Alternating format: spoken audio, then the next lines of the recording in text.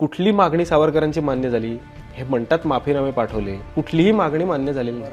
आता सावरकर म्हणलं की वाद हे समीकरण झालेलं आहे. त्यांचं चरित्र जे आहे माझी जन्मठेप, त्याच्यात यांनी या तथाकथित जे आता विरोधक म्हणतात माफीनामे, त्याचा उल्लेख केलेला आहे. म्हणजे स्वतः सावरकरांनी कुठेही दडवून ठेवलं नाही की मी असे अर्ज केले. सावरकरांना मात्र त्यांचा वर्ग हा वेगळा असून देखील, राजकीय बंदिवानाचा असून देखील, त्यांना एकांतवासाची शिक्षा दिली, खडाबेडीची शिक्षा दिली, दंडाबेडीची शिक्षा दिली. त्या विरोधात देखील सावरकरांनी आवेदनं पाठवलेली आहेत, ज्याला याचिका म्हणतात.